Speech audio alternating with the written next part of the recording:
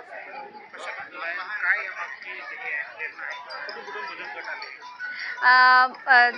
मार्च 4 तारीखपासून विभागीय मिनी सरस आणि वैदर्भी महोत्सव आपण जिल्हा स्तरावर सायन्स कोर ग्राउंडवरती राबवत आहोत।